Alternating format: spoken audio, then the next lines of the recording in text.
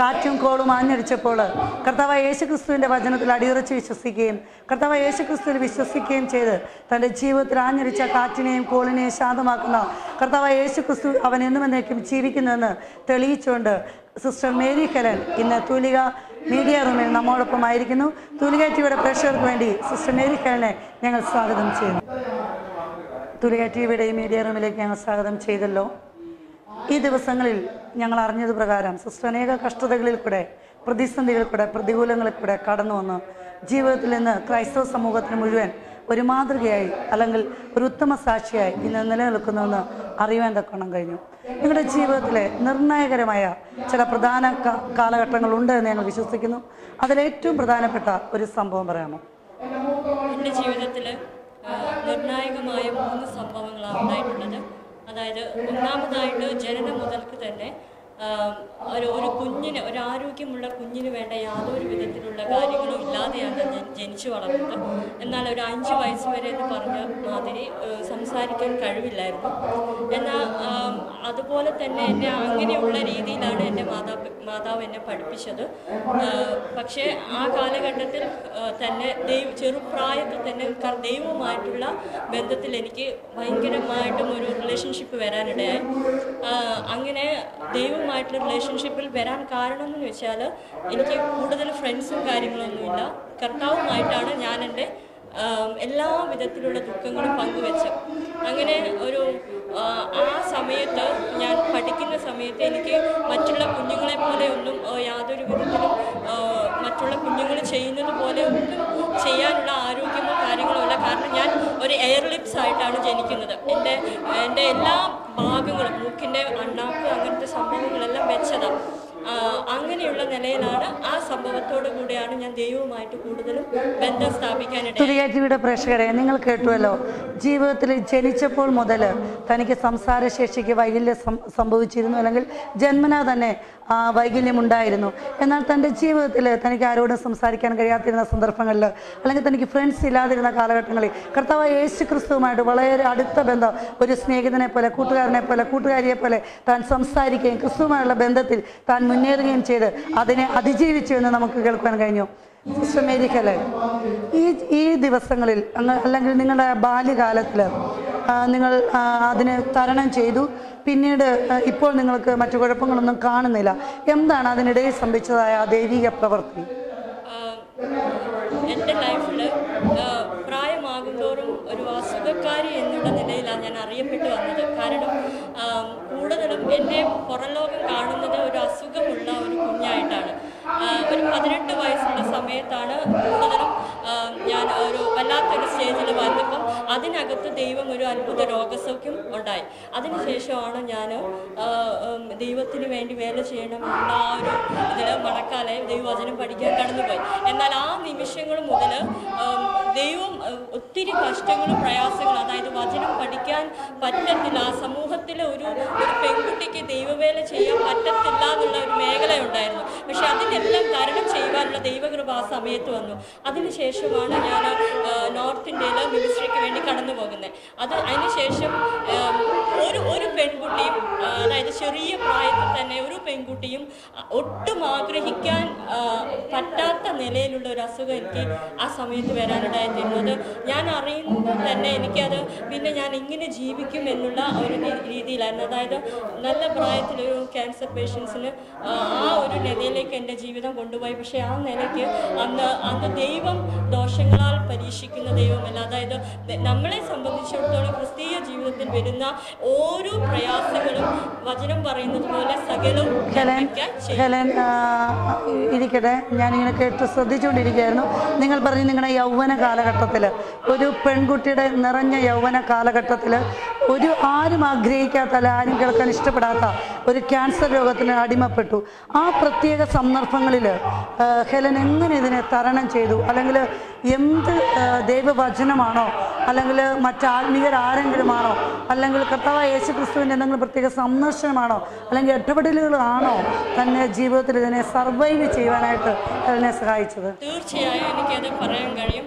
ദൈവവുമായിട്ടുള്ള സമ്പർക്കം മൂലം മാത്രമാണ് ഞാൻ ഈ ഒരു പ്രതിസന്ധി ഘട്ടത്തിൽ അതിജീവിച്ചത്. കാരണം എന്നെ നോക്കിയിരുന്ന ഡോക്ടേഴ്സ് എനിക്ക് വിധി എഴുതി. എനിക്ക് 3rd സ്റ്റേജ് വരെ എത്തിപ്പോയൊരു പേഷ്യൻ്റാണ് ഞാൻ. അപ്പോൾ അവർ ആ ട്രീറ്റ്മെൻറ്റിൻ്റെ സമയത്ത് എനിക്ക് ദൈവാത്മാവ് ഇടപെട്ട 2-3 വചനങ്ങളാണ് എന്നെ നിർത്തിയത്. ഒന്ന്, കർത്താവ് തന്നെ പറഞ്ഞു, ലോകത്തിൽ നിങ്ങൾക്ക് കഷ്ടമുണ്ടെങ്കിലും ധൈര്യപ്പെട്ടിരിക്കും, ഞാൻ ലോകത്തെ ജയിച്ചിരിക്കുന്നു. 2, ദൈവത്തെ സ്നേഹിക്കുന്നവർക്കും നിർണയപ്രകാരം വിളിക്കപ്പെട്ടവർക്കും സകലം നന്മയ്ക്കാം. അപ്പം ഒരു ദൈവ പൈതലിനെ സംബന്ധിച്ചോളം നന്മ വന്നാലും തിന്മ വന്നാലും മനുഷ്യ കണ്ണുകൾക്ക് അത് തിന്മയായിട്ട് തീർന്നാലും ദൈവത്തിനത് നന്മയാക്കി ചെയ്യാൻ കഴിയുമെന്നുള്ള ഒരു തോട്ടാണ് എന്നെ ഇതിനകത്ത് നിർത്തുന്നത്. തുരിയ ടിവിയുടെ പ്രേക്ഷകർ കേട്ടുവല്ലോ, ക്യാൻസർ ബാധിതയായ ഹെലൻ എന്ന സഹോദരി തൻ്റെ ആ പ്രതികൂലമായ സാഹചര്യത്തെ സർവൈവ് ചെയ്തത് അല്ലെങ്കിൽ തരണം ചെയ്തത് കർത്താവായ യേശു ക്രിസ്തുവിൻ്റെ വചനത്തിൽ ആശ്രയിച്ചാണ്. ലോകത്തിൽ നിങ്ങൾക്ക് കഷ്ടമുണ്ടെങ്കിലും ഞാൻ ലോകത്തെ ജയിച്ചിരിക്കുന്നെന്ന് കർത്താവായ യേശു ക്രിസ്തുവിൻ്റെ വചനം തൻ്റെ ജീവിതത്തിൽ ഏറ്റെടുക്കുകയും അതിൽ ആശ്രയിക്കുകയും അതിൽ കൂടെ അതിനെ തരണം ചെയ്യാൻ തക്കണം ദൈവമായ കർത്താവ് ഹെലനെ സഹായിച്ചു. എന്നാൽ താൻ ഹോസ്പിറ്റലൈസ് ആയിരുന്നു അല്ലേ? ആ സമയങ്ങളിൽ ആരാണ് ഹെലനെ സപ്പോർട്ട് ചെയ്തത്? സപ്പോർട്ട് ചെയ്തത് എനിക്ക് ഇതിൻ്റെ ട്രീറ്റ്മെൻറ്റിൻ്റെ കാര്യം യാതൊരു വിധത്തിലും എനിക്ക് ഹെൽപ്ഫുള്ളായിട്ട് നിന്നത്, അതായത് ദൈവം തന്നെ ഇറങ്ങി വന്ന് പ്രവർത്തിച്ചതുപോലെയാണ് എനിക്ക് ആ സമയത്ത് എൻ്റെ ജീവിതത്തിലെ കാര്യങ്ങളെല്ലാം നടന്നു പോയത്. ഒരുപാട് എനിക്ക് വേണ്ടി പ്രാർത്ഥിച്ചവർ അനേകരുണ്ടായിരുന്നു. എങ്കിലും ആർക്കും പ്രാർത്ഥിക്കുന്നുണ്ടെങ്കിലും എന്നെക്കുറിച്ച് യാതൊരു പ്രതീക്ഷയും ജനത്തിനില്ലായിരുന്നു. പക്ഷേ ആ സമയത്ത് ദൈവവചനത്തോടുള്ള ബന്ധത്തിൽ ഒരുപാട് രീതിയിലും എനിക്ക് ഒറ്റ വാക്കിൽ പറയാൻ പറ്റും, ഈ ക്യാൻസർ എൻ്റെ ജീവിതത്തിൽ നന്മയ്ക്കായി തന്നെ വന്നു. അത് ആ ഒരു സാഹചര്യത്തിലൂടെ കടന്നു പോയപ്പോൾ തളരാതെ എപ്പോഴും കരത്തിന് പിടിച്ച് നടത്തുന്ന ഒരു ദൈവത്തിൻ്റെ സാന്നിധ്യം ആ നിലകളിൽ, അതായത് മനുഷ്യൻ കാണാൻ പറ്റാത്തൊരു രൂപമായി ഞാൻ ആയിരുന്നപ്പോഴും ദൈവ സാന്നിധ്യം കൊണ്ട് ഞാൻ നിറയുവാനിടയായിത്തീരുന്നു.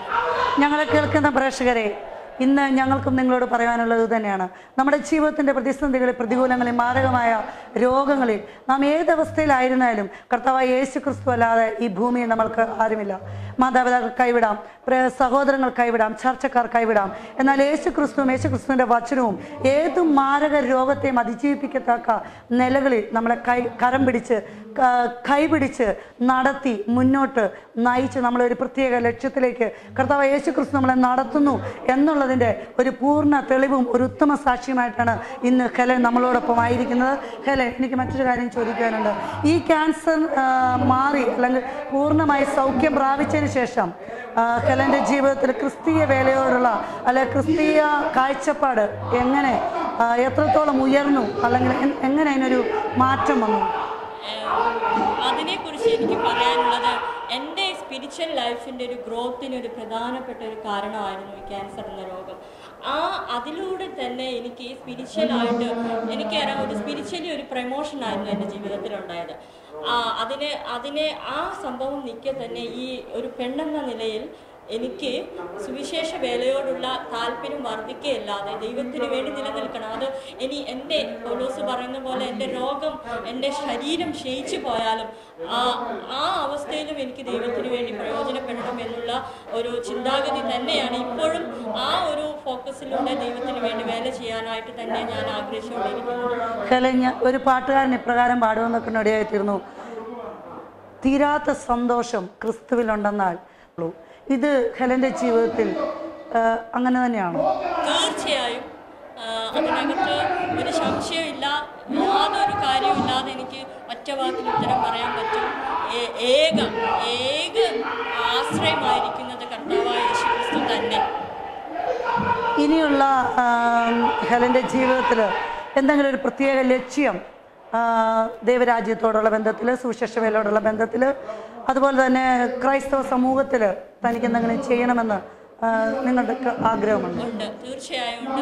എനിക്ക് ഞാൻ ക്യാൻസർ രോഗിയായിരിക്കുമ്പോൾ ഞാനായിരിക്കുന്ന കീമോതെറാപ്പി വാർഡിൽ ഓടി നടന്ന് സുവിശേഷം പറയാനായിട്ട് ദൈവം എനിക്ക് അവസരം തന്നിട്ടുണ്ട്. ആ സമയത്ത് മുതൽ എനിക്ക് ആഗ്രഹം അങ്ങനെയുള്ള ആൾക്കാരുടെ കൂടുതലായിട്ട് സമയം ചെലവഴിക്കണം എന്നുള്ള, അവരോട് ക്രിസ്തുവിനെ പറ്റി കൂടുതൽ പറയണം എന്നുള്ളൊരു ആഗ്രഹമുണ്ട്. അതുപോലെ യൂത്തിനെ, ഇന്ന് വളർന്നു വരുന്ന യൂത്തിനെ കൂടുതലായിട്ടും ദൈവത്തിന് വേണ്ടി പ്രയോജനപ്പെടുത്തിയെടുക്കാൻ അവർക്കൊരു കൈത്താങ്ങൽ എന്ന നിലയിൽ നിൽക്കാൻ ഞാൻ ആഗ്രഹിക്കുന്നുണ്ട്. പ്രിയപ്പെട്ട പ്രേക്ഷകരെ, ഞാൻ ഈ ഹെലനെ നിങ്ങളുടെ മുമ്പിൽ പരിചയപ്പെടുത്തുമ്പോൾ എനിക്കും ഹെലനും ഒരുപോലെ ക്രൈസ്തവ സമൂഹത്തോട്, അല്ലെങ്കിൽ ഇന്നത്തെ യുവജനങ്ങളോട്, യുവ പ്രേക്ഷകരോട്, ഞങ്ങളെ കേട്ടുകൊണ്ടിരിക്കുന്ന എല്ലാ മാന്യ പ്രേക്ഷകരോടും പറയുവാൻ ഒന്ന് മാത്രമേ ഉള്ളൂ. നമ്മുടെ പ്രതിസന്ധികളിൽ, പ്രതികൂലങ്ങളിൽ തളരാതെ നമ്മളെ കൈപിടിച്ച് നടത്തുന്ന നല്ലവനായ ഒരു കർത്താവിനെ നിങ്ങൾക്കും കണ്ടെത്തുവാൻ തക്കോണം ദൈവം ഒരു അവസരം ഒരുക്കട്ടെ. ഏത് പ്രതിസന്ധികളിലും നാം എടുത്തു വെച്ച സ്റ്റെപ്പ് ഒരിക്കലും പുറകോട്ട് പോകാതെ യേശുവിൻ്റെ വചനത്തിൽ ആശ്രയിച്ച് മുന്നേറുവാൻ ദൈവം നിങ്ങളെ സഹായിക്കുമാറാകട്ടെ. മറ്റൊരു പ്രധാനപ്പെട്ട കാര്യം, സുവിശേഷ വേലയ്ക്ക് വേണ്ടി വളരെ ആഗ്രഹിക്കുകയും താല്പര്യപ്പെടുകയും ചെയ്ത് ബൈബിൾ കോളേജ് പഠനം പൂർത്തീകരിച്ച ഒരു സഹോദരിയാണ് നമ്മൾക്ക് മുമ്പിൽ നിൽക്കുന്നത്.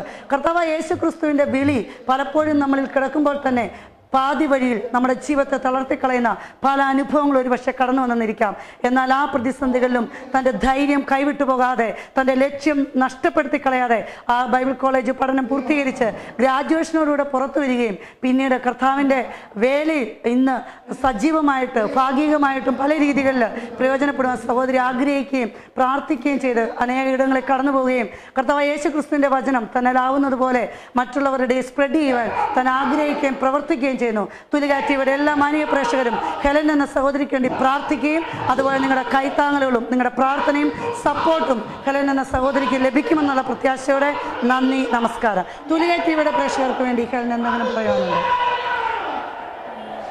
അതായത് എനിക്കൊരു കാര്യമേ പറയാനുള്ളൂ. ജീവിതത്തിൽ വരുന്ന, അതായത് എന്നെ സംബന്ധിച്ചിടത്തോളം ഭാവിയുടെ മുമ്പിൽ ഞാനൊരു ചോദ്യചിഹ്നമായി ഇന്നും നിൽക്കുമ്പോഴും അതിലപ്പുറമായിട്ട് ദൈവത്തിൻ്റെ സ്നേഹത്തെ വാസ്തവമായി, അതായത് ഒരു ഭാവി എന്നതിനേക്കാൾ ഉപരി നിത്യതയോളം എത്തിക്കുന്ന ഒരു ദൈവത്തിൻ്റെ സ്നേഹത്തെക്കുറിച്ച്, ആ ആശ്രയ മനോഭാവത്തെ കൂടുതലായിട്ടും, അതായത് നമ്മുടെ ജീവിതത്തിൽ വരുന്ന ഏത് പ്രതിസന്ധി ഘട്ടത്തിലും ദൈവത്തിൽ ആശ്രയിക്കുന്ന ഒരു മനുഷ്യനെ കർത്താവ് കൈവിടത്തില്ല. എനിക്ക് എന്നെ ഈ ഒരു സന്ദേശമായി എനിക്ക് വരുന്നത് പറയാനുള്ളത്, ഏത് താളടിയാകുന്ന ഏത് പ്രശ്നം വന്നാലും ആശ്രയത്തിൽ, ദൈവത്തിലുള്ള ആശ്രയം, അത് പുതിയൊരു സ്പിരിച്വൽ പ്രൊമോഷനിലേക്ക് ദൈവം നമ്മളെ നടത്തുവാനിടയായിത്തീരും. നന്ദിയുണ്ട് ഹെലൻ.